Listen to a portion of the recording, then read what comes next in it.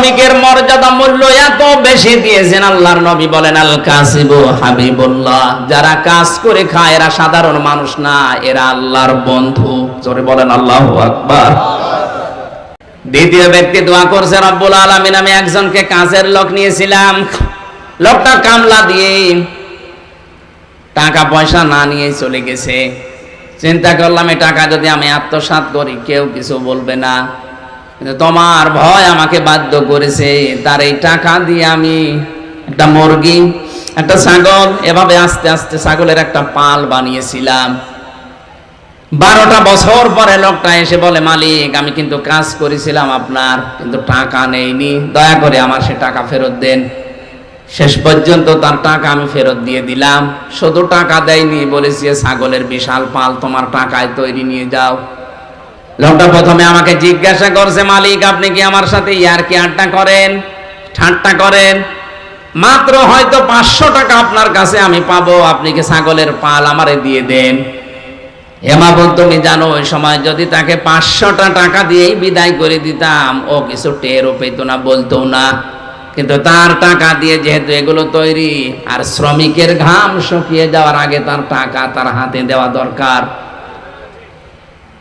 বাংলাদেশে যাদের কোনো কাজ কাম নেই, শুধু বসে বসে খায়, এরা এখন আল্লাহর বন্ধু। এই হাদিসের পুরা উল্টা না? বলেন বলেন।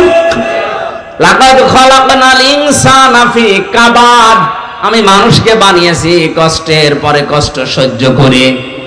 আপনি যদি পরিশ্রম না করেন, কষ্ট না করেন, তা আপনাকে আল্লাহ বানিয়েছে কি খেলা করার জন্য? সুতরাং আজ 48,000 পীরের দরবারে দেশে অধিকাংশ পীরের কোনো কাজ নেই, শুধু দরবারে বসে খাওয়া, ওদের পেট আর জহবা বড় করা ছাড়া কোনো কাজ আমি দেখছি না। ইসলামের শিক্ষা ব্যবস্থার উপরে এত বড় একটা ঝড় বয়ে গেল। আপনি একটা পীরকে দেখান তো যে রাজপথে নেমে 10 লক্ষ মুরিদ নিয়ে এই মিছিল দিয়েছে, যেটা আমরা মানি না, দেখান। কোন কাজ নেই, কাম নেই, শুধু বসে বসে খাবেন আর আপনি আল্লাহর ওলি দাবি করবেন। আপনাকে আল্লাহর ওলি ভাবাও গুনাহ। পৃথিবীর কোন নবী এ দুনিয়াতে বসে বসে খাইনি, আমি পাইনি। 25 জন নবীর কথায় দুনিয়ায় কোরআনে কারিমে আল্লাহ দিয়েছেন। প্রত্যেকের জীবনী আমি তাফসীর থেকে পড়ে দেখেছি, প্রতিটি নবী এ দুনিয়াতে কাজ করে খেতেন। হযরতে আদম আলাইহিস সালাম তিনি কৃষি কাজ করে খেতেন। হযরতে দাউদ আলাইহিস সালাম তিনি কামার ছিলেন, লোহা পিটিয়ে সোজা করতেন। আমাদের নবী মুহাম্মদুর রাসূলুল্লাহ তিনি এই দুনিয়াতে ব্যবসা করে খেয়েছেন, বসে খাননি। আর আমরা এমন ওলি হয়ে বসে আছি, কোনো কাজ নেই, শুধু হাদিয়ার উপরে আছি। বলেন সুবহানাল্লাহ, আরো জোরে বলেন নাউজুবিল্লাহ। শ্রমিকের মাল যারা আত্মসাৎ করেন, পয়সা যারা মেরে খান, দুইটা ক্ষতি হবে আপনার। যারা শ্রমিকের সম্পদ মেরে খান, টাকা পয়সা শ্রমিকের মেরে খান, 1 নম্বরে জীবনে ওই দিন থেকে মরণ পর্যন্ত আপনার কোনো ইবাদত মাথার উপরে উঠবে না। 2 নম্বরে যখন মারা যাবেন, আল্লাহ নিজে আপনার বিরুদ্ধে মামলা দিবেন। আজ বাংলাদেশের দিকে তাকান, কত মানুষ শ্রমিকের মাল, শ্রমিকের টাকা মেরে খাচ্ছে, ডাইরেক্ট ইনডাইরেক্ট। এক কথা বলেন না কেন? কত মাঝে মাঝে এতে কি শ্রমিকরা আন্দোলন করে।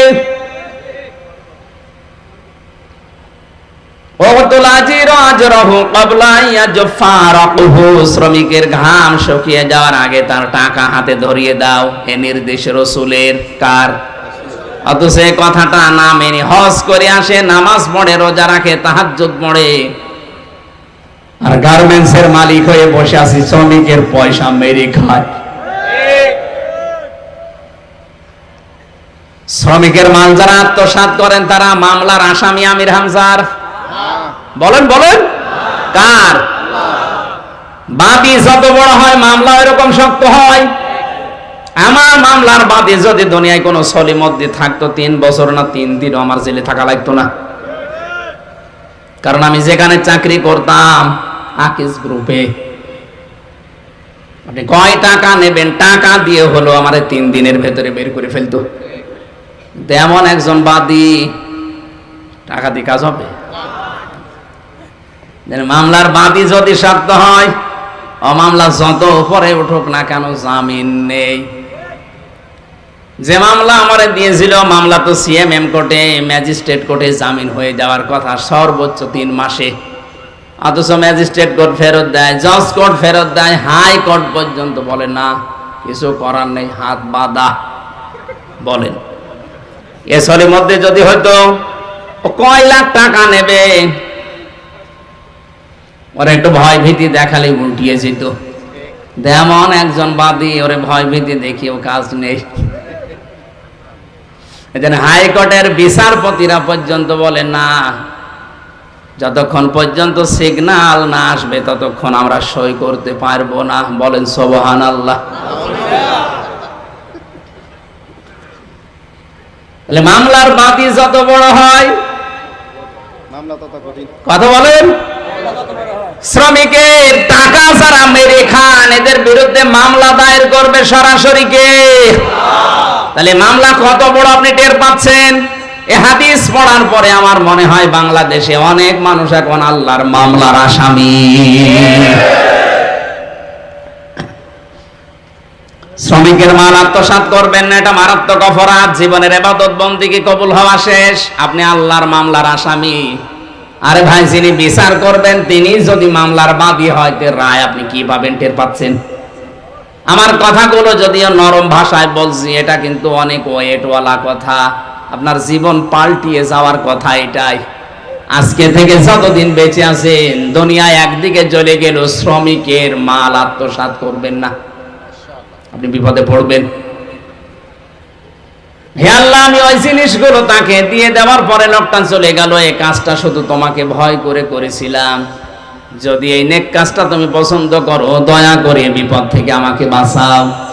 নবীজি বলেন, দোয়া কমপ্লিট করার পরে দেখা গেল পাথরটা আর একটু সরে গেছে, কিন্তু এখনো পর্যন্ত বের হওয়ার সিস্টেম হয়নি, আলো বাতাস ঢুকতেছে। 3 নম্বর লোক দোয়া করছে, রব্বুল আলামিন, আমি কসাই ছিলাম, ছাগল চড়াতাম, বকরি চড়াতাম, ওট চড়াতাম, এগুলো কমপ্লিট করে বাড়িতে যেয়ে দেখি আমার স্ত্রী এখনো পর্যন্ত জেগে আছে, আমার সন্তান 2টা কাঁদতেছে, আমার মা ওদিকে জেগে আছে। কোরআনে কারীম আল্লাহ রাব্বুল আলামিন জানিয়েছেন, আমার ইবাদতের পরে এই দুনিয়াতে স্থান হচ্ছে মা আর বাবার। কার? আমি এই 14 দিন মক্কা মদিনায় থেকে একটা ভিডিও সবচাইতে বেশি আমার চোখে নাড়া দিয়েছে। বাংলাদেশের একটা জেলায় 6 জন ছেলে মেয়ে, লোকটার 4টা ছেলে 2টা মেয়ে, এই 6 ভাই বোন মিলে লোকটার জমি জায়গা নিজেদের নামে লিখে লোকটাকে রাস্তায় ছেড়ে দিয়েছে। যা, অথচ লোকটার বয়স এখন 95 বছর। সে বলে আপনি শেষ করে দিলেন। শুধু দোষ ওই 6 ছেলে মেয়ের, ওই মুরব্বীর দোষ নেই।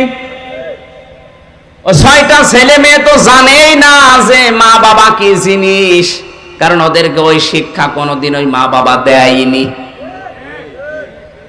অথচ ওই 6টা ছেলে মেয়ের সব হায়ার এডুকেটেড, সব শিক্ষিত, সব ইংরেজি শিক্ষিত, অধিকাংশ গুলো বাইরের দেশে থাকে।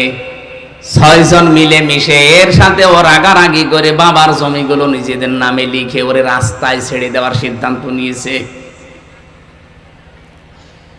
আপনি শুনে হয়তো নাউজুবিল্লাহ, আস্তাগফিরুল্লাহ চোখের পানি ফেলতে পারেন না, আমার এগুলো আসবে না। আমার চিন্তা হবে, কেন এই লোকটা 6টা ছেলে মেয়েকে আল্লাহর কোরআনের আয়াত শিক্ষা দিল না, যে আল্লাহর পরে এই মুরব্বির স্থান। কোরআনে আল্লাহ এত বেশি মার বাবার কথা দিয়েছেন, অন্য কারো কথা এত দেননি। আমি 3টা, 5টা, 7টা, 10টা, 12টা, 17টা, 21টা, 27টা পর্যন্ত ব্যাখ্যা পেয়েছি। এত বেশি ব্যাখ্যা আল্লাহ কোরআনে কারো নামে দেয়নি। এখানে আলেম নেই, এবং আলেমদেরকে বলছে এবার, অখফিদ লাহুমা জানাহাযুল্লি মিনার রাহমা ওয়া কুর রাব্বিরহামহুমা কামা রাব্বায়ানি সাগীরা। জন্মের পর থেকে আয়াতটাই হুজুর শুনছে, এই আয়াতের ভেতরে গোপন কিছু তথ্য আছে। আছেন তো আপনারা? আল্লাহ পাক বলেন আখফিদ, খফজন শব্দের শাব্দিক অর্থ হচ্ছে ডাউন করা, এরপরে ফল করা। হে পৃথিবীর সন্তানেরা, ডাউন কর, ফল করে দে। কি ডাউন করবি? জানাহা যুল্লি, তোর ডানার ছায়া। কিসের ছায়া? চট্টগ্রামবাসী মানুষের ডানা হয়? হ্যাঁ, কি মানুষের কি হাত হয়? তাহলে আয়াত ভুল না? না মানে বুঝিয়ে দিন। ডানা তো পাখির হয়, আল্লাহ পাখির ডানা এখানে দিলেন হাওলাত করে, ধার করে। আল্লাহ কম পড়ে গেছে? এরোপ্লেনের ডানা আছে, হেলিকপ্টারের ডানা আছে না নেই? উড়োজাহাজের ডানা আল্লাহ ধার করে না নিয়ে পাখির ডানা নিলেন কেন? আল্লাহ এই জন্য নিয়েছে, কারণ হেলিকপ্টারের ডানা এটা শক্ত, এটা ডাউন হয়, ফল হবে না, ফল হলে উড়বে না। পাখির যে ডানা আছে ওর ভেতরে পর আছে, পাখা আছে, পালক আছে, এত নরম, এত সফট, এত কোমল, একটার সাথে আরেকটা যখন লেগে যায়, পাখি যখন এভাবে করে ফল করে দেয়, বাচ্চাগুলো ওর নিচে কিচির মিচির একটা আওয়াজ দিয়ে অনির্বচন সুখ অনুভব করে। শব্দটা কি বললাম? একটা অনির্বচন সুখ অনুভব করে, এই জন্য দেখবেন কিচির মিচির আওয়াজ দিচ্ছে। আল্লাহ পাক পাখির ডানা হাওলাত করে আমির হামজাকে লাগিয়ে জানাতে চেয়েছেন, হামজা তোর মার বাবা যতদিন দুনিয়ায় বেঁচে থাকে ওরা যেন এই বিশ্বাস করতে পারে যে আমার হামজা থাকতে আমাদের কোনো অসুবিধা নেই। চট্টগ্রামবাসী আমাদের মা বাবাকে এখন মনে করতে পারছে? বলেন বলেন, পারে না। কাদের কারণে? আমি যে 7 জনের নাম পেয়েছি তার ভেতরে 1 নম্বরে অধিকাংশ মার বাবা সন্তানের জন্য এখন এই ধারণা আর করতে পারে না যে আমার হামজা থাকতে অন্তত আমাদের মরণ পর্যন্ত আর অসুবিধা নেই। এটা পারে না 1 নম্বরে বোর কারণে। নাকি বেশি বলে ফেললাম? আজ হাজারো বউ নিজের মা বাবাকে যেই নজরে দেখে, শ্বশুর শাশুড়িকে ওই নজরে দেখলে কোনোদিন বাংলাদেশে কোনো পরিবারে কোনো ছেলে আলাদা হতো না। আমি নিজে একজন জামাই, এখানে যারা আছে প্রায় সব জামাই। বুকে হাত দিয়ে জিজ্ঞাসা করেন এদেরকে, প্রতিটি জামাই যেভাবে শ্বশুর আর শাশুড়িকে যেই নজরে যেই মনে দেখে, বৌমাগুলো যদি আমাদের মা বাবাকে ওই নজরে দেখতো, বাংলাদেশ জান্নাত হয়ে যেত। মেয়েরা হয়তো এখানে লিখে দিয়েছেন মহিলা প্যান্ডেল হবে না, এই জন্য ওদের কথা বলে লাভ কি? যেহেতু রেকর্ড হচ্ছে, কালকেই সারা দেশে যে ছড়িয়ে যাবে।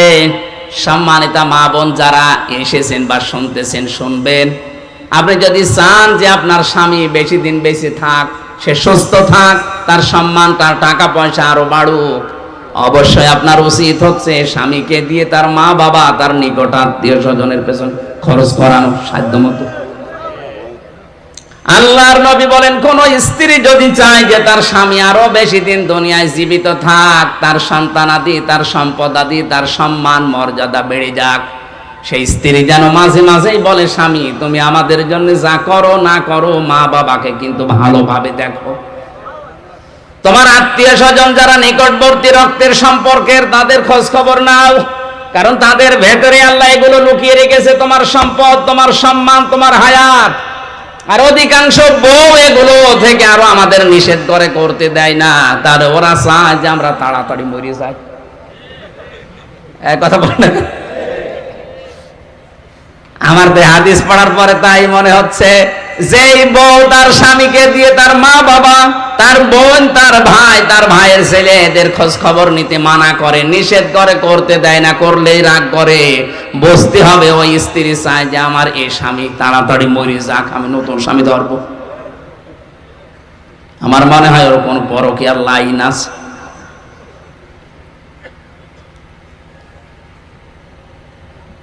লোকটা বলে, রব্বুল আলামিন তুমি জানো ওই ময়দানে আমার স্ত্রী কাঁদছিল খোদার যন্ত্রণায়, আমার সন্তান 2টা কাঁদছিল, তাদের মুখের দিকে আমি এই গরু, এই ছাগল বা এই উটের দুধগুলো দহন করে দেইনি।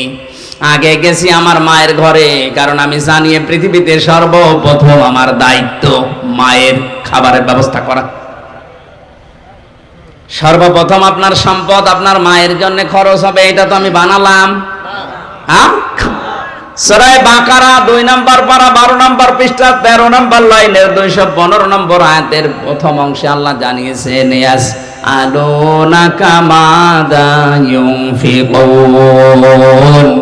হে নবী, ওরা যদি জিজ্ঞাসা করে যে টাকা পয়সা খরচ করব কোথায়, আপনি বলেন কুল মা আনফাকতুম মিন খায়রিন ফালিল ওয়ালিদাইনি ওয়াল আকরাবিন ইলা আখিরি আয়াত। ভালো ভালো কাজে খরচ করো। দুনিয়ায় যত ভালো কাজ আছে তার 1 নাম্বার ভালো কাজ নিজের মা আর বাবার জন্য ব্যয় করা। সুবহানাল্লাহ বলতে পারবেন না? এই তালিকা বানিয়েছে কে? আল্লাহ। আরো জোরে বলেন। সর্বপ্রথম মা, বাবা, এরপরে নিকট আত্মীয়। এ দুনিয়ায় সবচাইতে বেশি নিকটে থাকে আপনার স্ত্রী, নাকি? এরপরে আপনার সন্তান, এরপরে আপনার চাচা, ভাই, ফুফু, এরপরে আস্তে আস্তে দূরে যান। চট্টগ্রামবাসী এলাকাতে আমি আপনাকে নাম ধরে বলছি, আল্লাহ তালিকা বানিয়ে দিলেন যে জীবনের টাকা পয়সা ইনকাম করলে উপায় করবে, এভাবে এভাবে খরচ করবে, তালিকা দিয়ে দিলাম। মা, বাবা, স্ত্রী, সন্তান, ভাই, চাচা, ফুফু, কয়জনের বললাম? এই যে সিরিয়াল করছেন আল্লাহ, এই 7টা সিরিয়াল বাদ দিয়ে আপনি যদি একবারে চলে যান সেই বরিশালে, এই কথা না বোঝার ভান করে আছেন না? আপনি মিটি মিটি হাসতেছেন মানে? নাকি সিরিয়াল আমি বানালাম? আমি তো আয়াত নাম্বার, পারা নাম্বার, পৃষ্ঠা নাম্বার, লাইন নাম্বার পর্যন্ত বললাম। আপনি বাড়ি যেয়ে মিলান তো, এই সিরিয়াল আল্লাহ বানিয়েছে। আল্লাহর এই 7টা সিরিয়াল বাদ দিয়ে আপনি একবারে 8 নাম্বারে বরিশাল চলে যাচ্ছেন। বরিশালের কথা এখানে আছে? সিলেটের কথা আছে? চট্টগ্রামের কথা আছে? কোন কারণে ওখানে চলে যাচ্ছেন এই 7টা বাদ দিয়ে?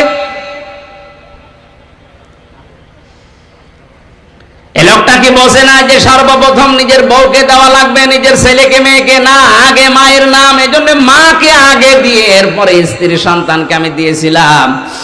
আল্লাহ, তোমার আদেশ মানতে গিয়ে কাজটা আমি করেছিলাম, দয়া করে বিপদ থেকে আমাকে বাঁচাও। নবীজি বলেন, জীবনের নেক কাজের ওসিলা দিয়ে দোয়া করার সঙ্গে সঙ্গে আল্লাহ পাথর সরিয়ে দিয়েছেন। আজ আমাদের জীবনে যাদের হতাশার কালো পাহাড় পাথর হয়ে আছে, জীবনে হতাশা, কর্মজীবন নেই, জীবনে রোগ শোক থেকে মুক্ত হতে পারছি না, টাকা পয়সা হাতে থাকে না, হাজারো সমস্যা নিয়ে জর্জরিত। আমাদের উচিত এখন মা বাবার খেদমতে যতটুকু পারা যায় নিয়োজিত রাখা। তাহলে আমাদের জীবনের যে বিশাল পাথর, এটা আমার আল্লাহ সরিয়ে দিতে পারে না? পারে না? 6 ছেলে মেয়ে মিলে ওকে রাস্তায় বের করে দিয়েছে, যান। এমনিতে দেয়নি, কারণ আল্লাহর ঘোষণা তো ওই লোকটা ছেলে মেয়েকে শোনায়নি, পড়ায়নি। আপনি যদি ওই রকম করেন, আপনার আজকে যে বাড়িতে ছিলাম ওর 8টা ছেলে, এদেরকে যদি কোরআনে কারিমের আয়াত শিক্ষা না দেওয়া হয়, ওই মা বাবাকে একদিন না একদিন ওরাও 8 ভাই মিলে বাড়ি থেকে বের করে দেবে। কারণ জানে না যে মা বাবা কি জিনিস। শিক্ষা ব্যবস্থা এখন যেগুলো চলছে, এভাবে যদি চলতে থাকে, আগামী 10 বছর পরে মার বাবা কি ও সন্তান চিনবে না। বাইরের দেশের মতো বৃদ্ধাশ্রমে আপনাকেও রেখে আসবে। এখানে একটা কাজ করতে পারেন। আমারও 2টা মেয়ে আমি মাদ্রাসায় আগে দিয়েছি, যে আগে কোরআন হাদিস পড়ে আমরা যে কি এটা আগে জানুক। আমার মেয়েকে আমি ডাক্তার বানাবো নিয়ত করেছি, ডাক্তার বানানো নিষেধ না, কিন্তু কোরআনে কারিম আগে শিক্ষা দিয়ে ওর ভেতরে বীজ তৈরি করে দেয় যে আমি যে কি, আল্লাহর পরে যে আমার স্থান, কোনোদিন যেন আমার মর্যাদাও ভুলে না যায়, এটা আগে জানুক। ও ডাক্তার হোক, ইঞ্জিনিয়ার হোক, বৈজ্ঞানিক হোক, কোনো অসুবিধা নেই। ওই লোকটার 6টা ছেলে মেয়ে তো বড় বড় জায়গায় আছে, কিন্তু কোরআনের আয়াতগুলো তাকে শিক্ষা না দিয়ে এখন লোকটাই 95 বছর বয়সে আশ্রয় হয়েছে কোথায়? রাস্তায়। বৃদ্ধাশ্রমেও সে টাকা লাগে, রাস্তায় ফেলে দিয়ে যা। মা বাবার খেদমতের মাধ্যমে আমাদের জীবনের হতাশার এই কালো পাথর, এগুলো নড়ানো সম্ভব। এই যে জীবনের নেক কাজের ওসিলা দিয়ে দোয়া করলে কবুল হয়, ওসিলা শব্দের শাব্দিক অর্থ নেক কাজ। আজ তাফসীর করতে গিয়ে অনেকে এই ওসিলা শব্দকে নেক কাজ না দিয়ে, নবীর সম্মান না দিয়ে নিয়ে যাচ্ছে পীর সাহেবের দিকে। যেন আবার বলছি, কথা শুনতে হলে কোরআন দিয়ে কথা শুনতে হবে, কিন্তু এটা বোঝার মতো যোগ্যতা আপনার থাকা লাগবে। ওমান হাকামা বিহি আদালা, যারা কোরআন দিয়ে বিচার করে এরা ন্যায় বিচার করতে পারে। গতকালকে আমার মামলার চার্জশিট দিয়েছে, যারা সাক্ষী দেবে আল্লাহর কসমে কোরআন আমার সামনে, প্রত্যেকটা কথা সাক্ষী দেওয়ার সময় আপনার মিথ্যা সাক্ষী দেওয়া লাগবে, কারণ আপনি যা দিয়েছেন একটা বিষয় আমি জানি না। কোরআন আমি হাতে নিয়ে বলছি, আল্লাহর কসম যেগুলো চার্জশিটে লিখেছেন, আনসার আল ইসলামের কি যেন লিখেছে ও সাদা জীবনে আমি জানি না। অবশ্যই এর বিরুদ্ধে কেউ সাক্ষী দেবে না দেবে না? চার্জশিট যখন দিয়েছে অবশ্যই সাক্ষী দেবে। সাক্ষী যারাই দেবে, একটা সাক্ষী কি সত্য কথা বলবে? আমার বিরুদ্ধে সাক্ষী দিতে হলে সব মিথ্যা কথা বলা লাগবে। অথচ রহমানের বান্দার যে 12টা গুণ আমি কোরআনে পড়েছি, তার 9 নম্বরের গুণ হচ্ছে ওয়াল্লাযীনা লা ইয়াশহাদুনা যুরা। হে নবী, ওই মানুষগুলো মিথ্যা সাক্ষী দেবে না। আজ যারা বাংলাদেশে মিথ্যা মামলা দিয়ে, মিথ্যা সাক্ষী দিয়ে মানুষকে জেলে পচাচ্ছেন, আল্লাহর কসম আপনি আল্লাহর বান্দা থেকে খারিজ হয়ে গেছে। এটা এখনো চট্টগ্রামে শুরু হয়নি, এজন্য টের পাচ্ছেন না। বাংলাদেশের হাজারো হাজারো মানুষ আজ জেলখানায় বিনা কারণে, মিথ্যা মামলায়, মিথ্যা সাক্ষীর কারণে, কিচ্ছু জানে না, বছরের পর বছর পড়ে আছে। আমার সামনের বিল্ডিং এ ছিল যে লোকটা মিথ্যা মামলা ধর্ষণের দিয়েছে, 4 বছরের বাচ্চা দিয়ে ধর্ষণ মামলা দিয়েছে। রাগারাগি ছিল, ধর্ষণ মামলা দিয়ে আছে লোকটা, প্রায় 2.5 বছর পড়ে আছে, কোনো খোঁজ নেই। দাদু বলে ডাকতো জেলখানায় সবাই, শুধু একটা লোক না, এরকম হাজারো মানুষ আজ মিথ্যা মামলার কবলে পড়ে আছে না নেই? মিথ্যা সাক্ষী বন্ধ করেন। এটা যে কত বড় অপরাধ যখন মানুষ মিথ্যা সাক্ষী একজনের বিপক্ষে দেয়। আল্লাহ বলেন লোকটা যেন প্রকাশ্য পাপের বোঝা বহন করে নিয়ে বেড়ায়। এটা তো আমি বানালাম নাকি? সূরা নিসা 5 নম্বর পারা 15 নম্বর পৃষ্ঠার 12 নম্বর লাইনের 113 নম্বর আয়াত। এটা ওয়াল্লাযী ওয়ামাইয়াকিসিবি খাতিয়াতান আও ইসমান সুম্মা ইয়ারমি বিহি বারিয়ান ফাকাদ হিতামালা বুহতানা ওয়া ইসমাম মুবিনা। আল্লাহ পাক বলেন অনেক মানুষ এমন আছে নিজে অন্যায় করে, আর এই অন্যায়টা একটা নিরপরাধ, ভালো মানুষের মাথার উপরে দোষটা চাপিয়ে দিয়ে নিজে ভালো সাজে। আমার মনে হয় বাংলাদেশে এই গোনাটা এখন বেশি। ফাকাদ হিতামালা বুহতানা ওয়া ইসমাম মুবিনা, সেজন্য প্রকাশ্য পাপের বোঝা বহন করে নিয়ে বেড়াচ্ছে। এই সিস্টেম যদি আজ থাকতো যে পাপের বোঝা কি করে বহন করে নিয়ে বেড়ায়, এই দেশে অনেক মানুষ রাস্তায় বের হতে পারতো না। আদম আলাইহিস সালামের জামানায় একটা ছিল কাজ, কোন মানুষ যদি কোরবানি দিত, জবাই করলে হতো না, জবাই করে চাটিয়াল ময়দানে রেখে আসা লাগতো। টাকা যদি হালাল হতো তাহলে আকাশ থেকে আগুনের ঝলক এসে পুড়িয়ে ফেলতো। আর যদি টাকা 2 নাম্বার হারাম হতো, ওইটা পোড়াতো না, ওইভাবে পড়ে থাকতো। মানুষ বুঝতো যে 2 নাম্বার, ও দাঁড়িয়ে আছে, জুব্বা আছে, হজ করে, তাই কি ওর টাকা ঠিক নেই। এই শরীয়ত যদি আজ বাংলাদেশে থাকতো, কত হাজি যে ধরা খেত আল্লাহ ভালো জানে। মানুষের জমি আত্মসাৎ করে, বনের জমি জাল দলিল করে, ভাইয়ের জমি ফাঁকি দিয়ে লিখে নিয়ে হজে যাচ্ছে। 16 সালে হজে গিয়েছিলাম যাদের সাথে, এর ভেতরে কয়েকজন ছিল এই ধাসের, ছেলের নামে ভালো ভালো সম্পদগুলো সব লিখে দিয়েছে, আর মেয়ের মাথায় হাত দিয়ে বলছে, মা তোর জন্য দোয়া করে দিলাম, যা। এটা টাটকা নির্ভেজাল শয়তান। তুই কাবা ঘরে যে মেয়ের জন্য দোয়া তো মাস্ট বি করবেই, ওকে ফাঁকি দিলি কেন? আগে ওর জমি ফেরত দে, এরপরে দোয়া কর। শরীক যারা ফাঁকি দেন তাদের 2টা ক্ষতি হবে। 1 নম্বরে মরণের সময় আপনি ঈমান পাবেন না, বেঈমান হয়ে মরবেন। 2 নম্বরে যখন কিয়ামতে আপনি উঠবেন, এই পাপের বোঝাগুলো এই জমি জায়গায় 1টা 2টা না, 7 তবক জমিন আপনার মাথার উপরে আল্লাহ চাপিয়ে দেবেন। কোরআনের এই আয়াতগুলো হাদিসগুলো পড়ার পরে আমি যতটুকু বিশ্বাস করি, বাংলাদেশে আজ 100 জনের প্রায় 80 থেকে 85 জন ধরা খাবে। এই কথা বলে না কেন? অধিকাংশ মানুষ যারা আত্মসাৎকারী, রাষ্ট্রীয় সম্পদগুলো মনে করে নিজের, অথচ রাষ্ট্রীয় সম্পদগুলো যে আমানত, রাষ্ট্রীয় চেয়ারগুলো যে আমানত, ওটার মনে নেই যে যখন চেয়ারে বসে সে তখন গিয়ারে উঠে যায়, মনে করে জীবনে আর এখান থেকে নামা লাগবে না।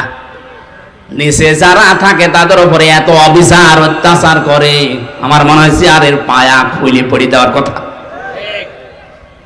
চেয়ারে বসার পরে কোনো মানুষ যদি নিচের অধীনস্থ লোকদের উপর অত্যাচার করে, জুলুম করে, বিনা কারণে তাদেরকে ট্রান্সফার করে দেয়, তার চাকরির উপরে হুমকি দেয়, এই চেয়ারের পায়া কাঁপতে থাকে, আল্লাহর আরশ পর্যন্ত কাঁপা আরম্ভ করো জুলুম হলে।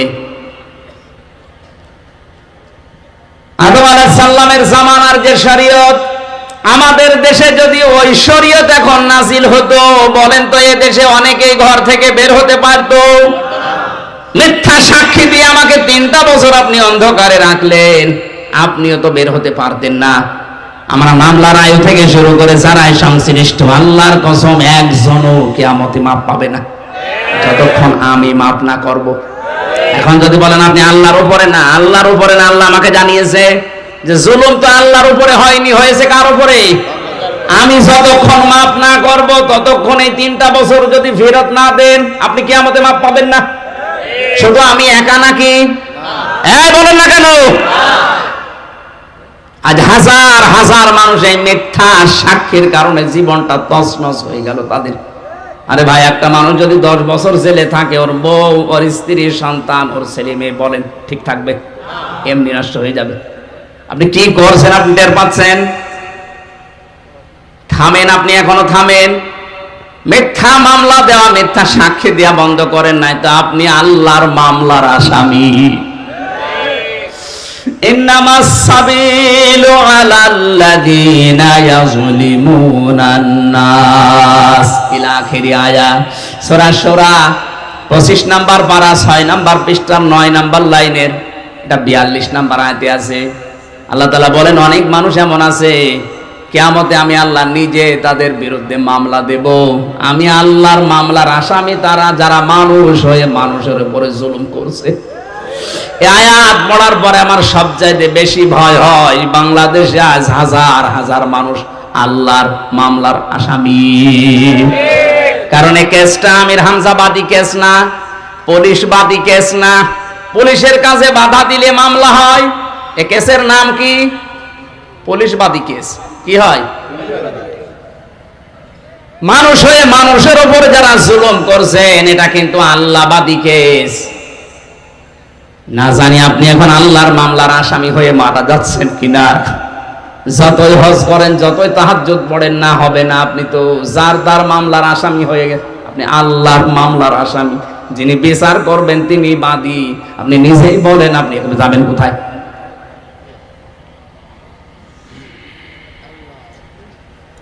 এজন্য কোরআনের বিচার ব্যবস্থা যতদিন কায়েম না হবে ততদিন ন্যায় বিচারের তুলনায় অবিচার হওয়ার সম্ভাবনা নেই।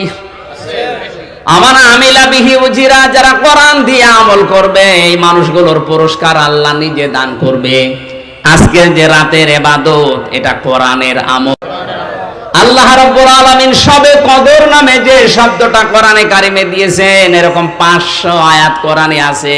কোরআনের আমল এগুলো, তার ভেতরে আজকের এটা। আল্লাহ পাক বলেন, ইন্না আনজালনাহু ফি লাইলাতিল কদরি ওয়া মা আদরাকা মা লাইলাতুল কদর। অবশ্যই আমার এই কোরআনে কারীমকে আমি আল্লাহ নাজিল করেছি কদরের রাতে। মাওলানা আব্দুল্লাহ আলামিন ভাই বলছিলেন না, আজকের রাতও সে কদর হতে পারে। লাউহে মাহফুজ থেকে আজকের এই রাতেই মহান আল্লাহ 30 পারা কোরআন একবারে প্রথম আসমানে নাজিল করে দেন।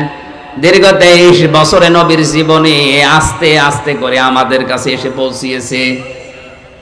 এত মর্যাদা, এত দাম হয়ে গেছে রাতটার। আমরা অনেকে এখানে জানি লাইলাতুল কদরি খায়রুম মিন আলফি শাহর। এটার অর্থ কি? না না, এখানে কি আলফুন ওয়াহিদুন আছে? কোনদিন তো একবারের জন্য সে জন্মের পর থেকে সূরা কদর পড়ছেন, চিন্তা করেছেন আল্লাহ আলফন ওয়াহিদুন যদি দিতেন তাহলে 1000 বছর হইতো। আলফন ওয়াহিদুন আছে, আলফন শাহরুন আছে, এটা 1000 বছর না, 84 বছর 4 মাস না, এটা হাজার হাজার বছর। কত এটা আল্লাহ ছাড়া কেউ জানে না। এটা তাফসিরে ইবনে কাসিরে আছে, আল্লাহ আলফন ওয়াহিদুন দিলে 1000 বছর হয়তো, আলফন শাহরুন দিয়েছেন এটা 1000 বছর না, হাজার হাজার বছরের চাইতে আল্লাহর কাছে উত্তম আজকের এই রাতটা এটা হয়ে যেতে পারে। এই রাতকে অন্যতম নাম দিয়েছেন আল্লাহ নিজে লাইলাতুল কদর, আর একটা নাম আছে লাইলাতুল মুবারাকা। ইন্না আনজালনাহু ফি লাইলাতিন মুবারাকাতিন ইন্না কুন্না মুনজিরিন। অবশ্যই কোরআনে কারীমকে বরকতময় রাতে আমি আল্লাহ নাযিল করেছি, অবশ্যই আমি আল্লাহ নিজে সতর্ককারী। ইন্না কুন্না মুনজিরিন, সতর্ককারী কে? এই কোরআনে আল্লাহর সতর্ক বাণী আছে 500। কত বলেন বলেন? এই 500 সতর্ক বাণী আজকে আমরা যদি শুনতে পারতাম, প্র্যাকটিক্যাল লাইফে যদি সতর্ক হতে পারতাম, এ শবে কদর বছরে বছরে আসা লাগতো না, এক শবে কদরে আমাদের জান্নাত বানিয়ে দিত। বছরে বছরে আসতেছে শবে কদর চলে যায়, আমার কোনো উপকার হয় না, কারণ যে সতর্ক বাণীগুলো আল্লাহ এই মাসে এই রাতে আমাদের করতে চান আমরা ওগুলো হতে পারি না। ফিহা ইফরাকু কুল্লু আমরিন হাকিম, গুরুত্বপূর্ণ কিছু সিদ্ধান্ত আল্লাহ এই রাতে তিনি নেবেন। তানাজ্জালুল মালাইকাতু ওয়ার রূহু ফিহা বিইذনি রাব্বিহিম মিন কুল্লি আমরিন সালাম। এ রাতে ফেরেশতা নাজিল হবে। এই যে আর কিছুক্ষণ পরে, মাত্র 35 মিনিট পরে শুরু হয়ে যাবে আল্লাহর ফেরেশতা আসা। যারা 1 বচন আল্লাহ না দিয়ে মালাইকা বহু বচন দিয়েছেন, যারা ইবাদত করবে তাদের কাছে ফেরেশতারা যাবে। এখানে ভুল ধারণা আছে একটা, এখানে যারা আছে বসে আমরা সবাই জানি ইবাদত মানে এই রাতে কি করবেন? বসে বসে জিকির করবেন, কোরআন শরীফ পড়বেন, নামাজ পড়বেন, নাকি? হ্যাঁ, এটা ইবাদত। ইবাদত এটা একটা ব্যাপক অর্থবোধক শব্দ। পৃথিবীর যত নবীকে আল্লাহ পাঠিয়েছেন তাদের জাতির কাছে 2টা শর্ত দিয়েছিলেন, আনি উবুদুল্লাহ ওয়াজতানিবুত তাগুত। প্রতিটি নবী যার জাতির কাছে বলেছে আল্লাহর ইবাদত করো আর তাগুত ছেড়ে দাও। তাহলে ইবাদত এটা শুধু সুবহানাল্লাহ আলহামদুলিল্লাহ নামাজ পড়া কোরআন পড়া না, এটা অন্য জিনিস। এই কথা বুঝতেছেন? এই শবে কদর পালন যারা করছেন শুধু মসজিদে মসজিদে, যে এই মসজিদ থেকে ওই মসজিদে, ওই মসজিদ থেকে ওই মসজিদে ঘুরে বেড়ায়, খালি শবে কদর পালন করছে, মনে হচ্ছে ইবাদতের বন্যা বয়ে যাচ্ছে। এর নাম ইবাদত? টাকা পয়সা যাদের আছে, ক্ষমতা যাদের আছে, তারা এই রাতে সিদ্ধান্ত নেবেন সকাল বেলা থেকে যেন 10টা মানুষের কর্মসংস্থান আমি তৈরি করে দিতে পারি আমার টাকা দিয়ে। এই কথা বুঝতেছেন? এটা ইবাদত। টাকা ব্যাংকে অনেকের ছাতা পড়ে যাচ্ছে, অথচ তার নিজের আপন বোনের ছেলে ছিনতাই করে বেড়ায়, মাস্তানি করে বেড়ায়, চাঁদাবাজি করে বেড়ায়, ডাল খেয়ে বেড়াচ্ছে, ওর জীবন হতাশায় ক্ষতিগ্রস্ত হয়ে গেছে। এমনি না, আপনি ব্যাংকের টাকা তুলে একটা কর্মসংস্থান তৈরি করতে পারেন না? একটা ওয়ার্কশপ তৈরি করেন, একটা ফ্যাক্টরি বানান। আপনাকে আমি দান করতে বলছি না, অন্তত 50টা মানুষের কর্মসংস্থান তৈরি করে দেন, ওখান থেকে ওরা কাজ করে নিজের সংসার চালাতে পারবে, আর আপনার টাকায় টাকা বাড়বে, আল্লাহর আরশ আপনার উপরে শবে কদরে খুশি হয়ে যাবে। তাহলে শবে কদরের ইবাদত আসল কোনটা আমি হয়তো বোঝাতে পেরেছি। আমি এটা বানালাম কোরআনে কারিমে, আমি আসার পরে আয়াতটা আমার চোখে পড়েছে, যে কে যেন একটা কাগজ দিল, এর ভেতরে আয়াতটা আছে। আল্লাহ পাক বলেন, কুনতুম খায়রা উম্মাতিন উখরিজাত লিন-নাস, তোমরা এই পৃথিবীর শ্রেষ্ঠ জাতি, তোমাদের শ্রেষ্ঠত্বের কারণেই যে তোমাদেরকে আমি আল্লাহ মানুষের কল্যাণের জন্য বের করেছি। সুতরাং আপনার দ্বারা শবে কদরের রাতে 10টা মানুষের 20টা মানুষের যদি উপকার না হয়, তার কর্মজীবন তৈরি না হয়, আপনি আর কুকুর সমান। আমি আমার এই ছোট্ট জায়গা থেকে যদি 20টা মানুষের কর্মসংস্থান তৈরি করতে পারি, কোটি কোটি টাকা যাদের ব্যাংকে ছাতা পড়ে যাচ্ছে, ও জানেও না কত টাকা আছে। কি করা দরকার তাদের ইবাদত হিসেবে বলেন? বাংলাদেশে আজ যারা প্রত্যেকেই যদি সবে বরাতে সবে কদরে এই ইবাদত করতে পারতাম, এই দেশের টাকা বেগম পাড়া বানানো সম্ভব হতো না। ফেরেশতারা এসে আপনার সাথে হাত মিলাবে এমনি না, কোন ইবাদতে? রাষ্ট্রের টাকাগুলো বেগম পাড়া বানিয়েছে, আরো বসে বসে সুবহানাল্লাহ আলহামদুলিল্লাহ পড়ে দোয়া করছে, আল্লাহ আমাকে মাফ করে দেন। তোমার মাফ এমনি হবে? ফেরেশতারা ওই লোকটার সাথে হাত মেলাবে, মুসাফা করবে, দোয়া করবে, কপালে চুম্বন করবে, যেই লোকটা এই দুনিয়াতে মানুষের উপকারের জন্য আজকের রাতে সিদ্ধান্ত নেবে। আজ বাংলাদেশে 1628 জন মানুষ দায়িত্বে আছে, মেন দায়িত্বে প্রধানমন্ত্রী শেখ হাসিনা থেকে শুরু করে আপনাদের এই জানে আলম পর্যন্ত। এই 1728 জন মানুষ যদি আজকের এই সবে কদরের রাতে এই ইবাদতের শিক্ষাটা নিতে পারে, আল্লাহর কসম বাংলাদেশ জান্নাত হয়ে যাবে। কারো কাছে হাত পাতা লাগবে না, শুধু ব্যাংকের টাকা পড়ে আছে যেগুলো, ওগুলো তুলে কাজে লাগা। এদেশের মানুষ কাজ না পেয়ে সৌদি আরবে যে রাস্তা ঝাড় দিচ্ছে, কর্মসংস্থান বানানো যায় না, কি করবেন আপনার টাকা দিয়ে? অবৈধভাবে ইনকাম করে টাকার পাহাড় বানিয়ে রাখছেন। কালকে যদি আপনার কলিজা দুইটা নষ্ট হয়ে যায়, তামাম দুনিয়া বিক্রি করেও কলিজা কেউ দেবে না।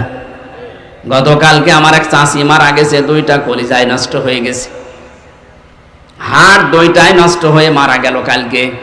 কত কিছু করেছিল বলেন তো? তামাম দুনিয়া আপনি এক জায়গায় করে ফেলছেন। আল্লাহ না করুক যদি আজকে আপনার কলিজা নষ্ট হয়ে যায়। আপনি টাকা পয়সা ইনকাম করে রেখে গেলেন ঠিক, কিন্তু এইটা আপনার ছেলে, আপনার মেয়ে, আপনার বউ, আপনার দলের লোক, এগুলো আরো অবৈধ কাজে ব্যয় করে করে আপনার কবরের আযাব আরো বাড়াবে। আশা করছি সবে কদরে ভুল আপনি করবেন না। মান কামা ফি লাইলাতুল কদরি, আল্লাহর নবী বলেন যে ব্যক্তি লাইলাতুল কদরে দাঁড়িয়ে থাকে, এখানে আল্লাহর নবীর কথা বাস্তবতায় মিলান। মান কামা ফি লাইলাতুল কদরি, যে ব্যক্তি লাইলাতুল কদরে দাঁড়ায়। দাঁড়ানো মানে কি? আপনি বসা থেকে দাঁড়াবেন, দাঁড়িয়ে সিদ্ধান্ত নেবেন আমি দাঁড়িয়েছি এই জাতিকে রক্ষা করার জন্য জাহান্নাম থেকে, এই জাতিকে আমি কর্মসংস্থান তৈরি করে তার হতাশামুক্ত জীবন দূর করার জন্য, এটার নাম দাঁড়ানো। খালি দাঁড়িয়ে দাঁড়িয়ে আল্লাহু আকবার বলে তেলাওয়াত করে যাচ্ছেন, এটার জন্য লাইলাতুল কদর আসে নাই। ঈমান ওয়া ইহতিসাবান দুইটা শব্দ, ঈমান থাকতে হবে আর ইহতিসাব মানে হিসাব করে করে, হিসাব থেকে এই শব্দটা এসেছে। এখন থেকে বাকি জীবন আমি আর আনকন্ট্রোল ভাবে না, কন্ট্রোল ভাবে চালাবো, হিসাব করে করে, যেখানে সেখানে পা ফেলবো না। গফিরাল্লাহু মা তাকদ্দামা মিন যামবি, আল্লাহর নবী বলেন ওর পেছনের যত অপরাধ ছিল আল্লাহ সব মাফ করে দেবে। বলেন সুবহানাল্লাহ। ফেরেশতারা এসে শুধু এখনই শেষ করে দেবে না, যতক্ষণ পর্যন্ত সূর্য না উঠবে, ওই ভোরের আভা আসা পর্যন্ত ফেরেশতারা আল্লাহর শান্তি এই দুনিয়ায় বিলাতে থাকবে।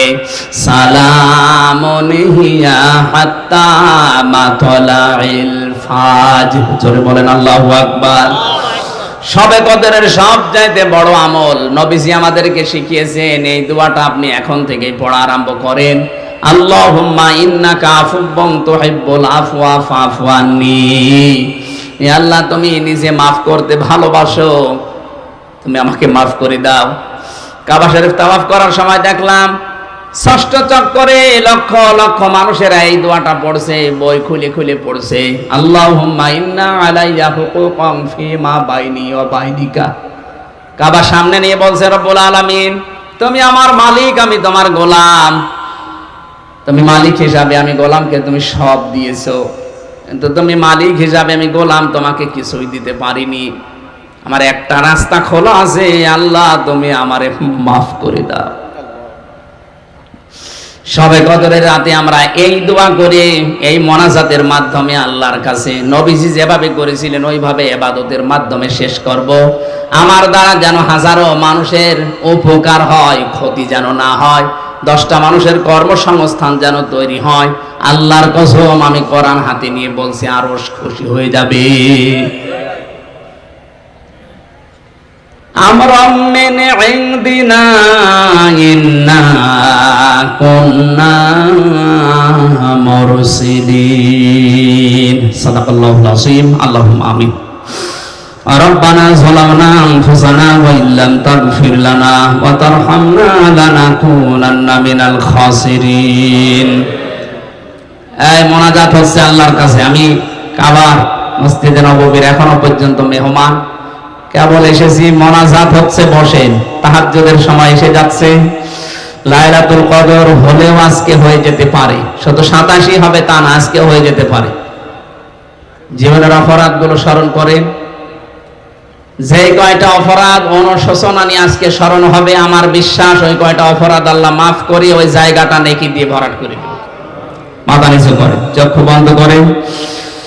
রব্বানা যালামনা আনফুসানা ওয়া ইল্লাম তাগফির লানা ওয়া তারহামনা লানাকুনান্না মিনাল খাসিরিন। রব্বুল আলামিন চট্টগ্রাম ফটিকছড়ির শান্তির হাট বাজারের উত্তর পাশে তুমি তাকাও। হাজার হাজার মানুষের রমজানুল মোবারকে নাজাতের অধ্যায়ে তাহাজ্জুদের সময় লাইলাতুল কদরে আমরা তোমার দরবারে হাত তুলেছি। জানি আমাদের অপরাধের দিকে তাকালে তোমার মাফ করতে ইচ্ছে করবে না। অপরাধের দিকে তাকিও না আল্লাহ, তোমার রহমতের দিকে তাকাও। আমি তোমার কাবা ঘর কিছুদিন আগে তাওয়াফ করে এসেছি। নবীর রওজা মোবারকে আমি সিজদা দিয়ে এসেছি, নামাজ পড়ে এসেছি। রব্বুল আলামিন এখনো পর্যন্ত নিজের মা বাবা আত্মীয় স্বজনের কাছে না গিয়ে তোমার এই বান্দা বান্দীদের কাছে কোরআনের দাওয়াত নিয়ে ছুটে এসেছি। তোমার কাবার মেহমান হিসাবে আল্লাহ তুমি আমাদের মোনাজাত কবুল করে নাও। যে দোয়া নবী আমাদের শিখিয়েছেন এই হিসাবে কদরে, আল্লাহুম্মা ইন্নাকা আফুব্বুন তুহিব্বুল আফওয়া ফাফু আন্নি। মুখস্থ যাদের আছে মন থেকে পড়েন, আল্লাহুম্মা ইন্নাকা আফুব্বুন তুহিব্বুল আফওয়া ফাফু আন্নি। এই মাহফিলের আয়োজন যারা করেছে, শোনার জন্য যারা এসেছে, আল্লাহ তাআলা আদর্শ যুব কল্যাণ পরিষদ যত যুবক এই মাহফিলের জন্য শ্রম দিল, এ তাজুল ভাই সহ প্রত্যেকটি যুবককে তুমি ওমরের মতো বানিয়ে দাও। এদেরকে যে মা পেটে নিয়েছে আল্লাহ মায়ের পেট খাদিজাতুল কুবরার মতো বানিয়ে দাও। আজকের আলোচনার সওয়াব যদি খুশি হয়ে কিছু দিয়ে থাকো, কোটি কোটি গুণে বাড়িয়ে দাও। কিয়ামতে যিনি আমাদেরকে জান্নাতে নিয়ে যাবে সুপারিশ করে ওই নবীর রওজায় মদিনার এই সবুজ গম্বুজের নিচে পৌঁছিয়ে দাও। লক্ষ লক্ষ মানুষেরা দেখলাম সালাম দিচ্ছে, অনেকে কান্নাকাটি করছে। আমি নিজেও দিয়ে আসলাম। দূর দেশের মানুষ হওয়ার কারণে আমরা সবাই যেতে পারি না। বাংলাদেশের চট্টগ্রামের ফটিকছড়ি থেকে মন থেকে আমরা সালাম পাঠাচ্ছি। আল্লাহ আমাদের সালাম তুমি নবীদের রওজায় পৌঁছিয়ে দাও। আজকের আলোচনার সওয়াবগুলো তার কবরে তুমি পৌঁছাও। আদম আলাইহিস সালাম থেকে যত মানুষ কবরে আছে এদেরকে ক্ষমা করে দাও। সম্মানিতা মা বোনেরা অনেকেই পর্দার আড়ালে বসে আছে, এদেরকে খাদিজার মতো, আয়েশার মতো, ফাতেমার মতো বানিয়ে দাও। আমাদের অনেকের জীবন হতাশায় পরিপূর্ণ হয়ে গেছে, আল্লাহ হতাশা দূর করে দাও। জীবনের নেক কাজ যেগুলো করেছি, যে কোনো একটা নেক কাজের ওসিলায় আজকে আমাদের মোনাজাত তুমি কবুল করো।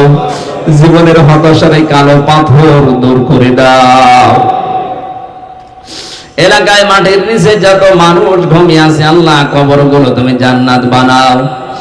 বড় ভাই মাওলানা আব্দুল্লাহ আলামিন তার মা বাবাকে ক্ষমা করে দাও। তার স্ত্রী সন্তান যেগুলো দিয়েছে এগুলো সহি সালামতে রাখো। আমার ওয়াহিদ ভাই অসুস্থ, আল্লাহ শেফায়ে কামেলা জেলা নসিব করো। আমার মা বাবাকে ক্ষমা করে দাও। আমার স্ত্রী সন্তান দুইটাকে তুমি ফাতেমার মতো বানিয়ে দাও। আমার শরীরটা সুস্থ রাখো। কোরআনের হক কথাগুলো সহজ সরল ভাষায় বলার তৌফিক আমাকে ভিক্ষা দাও। প্রশাসনের যে ভাইগুলো এসেছেন, নিজেদের মা বাবা, আত্মীয় স্বজন, স্ত্রী পুত্র ছেড়ে যারা দেশ এবং দশের দায়িত্ব পালন করে, এদের এই দায়িত্বটা তুমি ইবাদত হিসাবে মেনে নাও। তাদের মা বাবাকে সহি সালামতে রাখো, তাদের শরীরটাকে সুস্থ রাখো। দেশ এবং দশের জন্য কাজে আঞ্জাম দেওয়ার তৌফিক দাও। বারাকাল্লাহু লানা ওয়া লাকুম ফিল কোরআনিল আযীম। সবে কদরের রাতে আল্লাহ মাফ চাই, মেহেরবানি করে আমাদের মাফ করে দাও।